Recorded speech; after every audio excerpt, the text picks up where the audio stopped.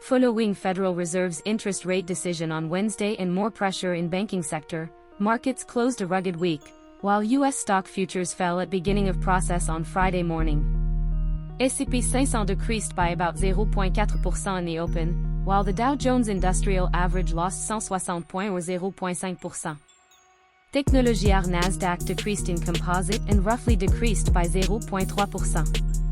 WTI crude oil fell by about 3% in early operations and approached the lowest level in about 2 years. DAM fell 2.6%. Oil printing comes after Energy Secretary Jennifer Granholm's MPs on Thursday, saying that reproduction of the country's strategic oil reserve would take several years and it would be difficult to use current decline in oil prices. The U.S. government's bond returns also fell.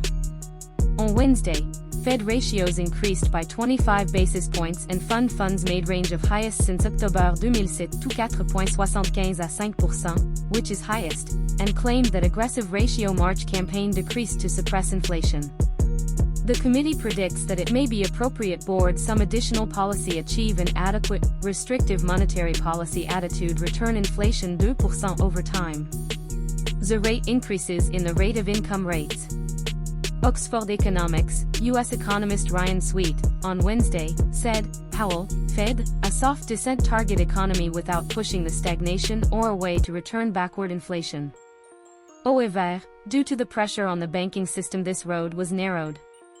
The bank sensation fell early on Friday, because investor continues to increase after the stunning collapse of Silicon Valley Bank, which has a fluctuation effect on entire financial system. The First Republic Bank, PacWest Bancorp, Western Alliance Bank Corporation and regions are disadvantaged to start the process day of regional bank stocks such as financial. Large bank stocks also fell open in the market of Bank of America, JP Morgan Chase, Wells Fargo, Citigroup and Goldman Sachs.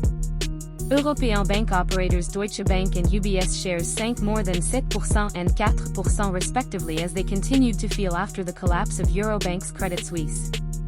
Block fell by 15% on Thursday, 2% further in early transactions on Friday, because Wall Street continued to undergo a new short-selling research from Edinburgh. Edinburgh Research, founded and led by billionaire Jack Dorsey, filed charges against the company.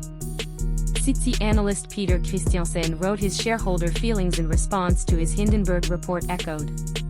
We believe that Block's reaction decay would be more detailed and that discovery of legal action would probably not be enough to solve the worries of investors.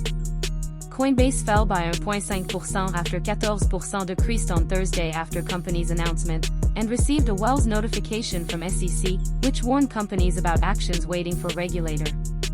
Netflix, leading to S&P 500 on Thursday, increased by more than 9%, and saw that the shares settled on Friday with an increase of approximately 2% in early transactions.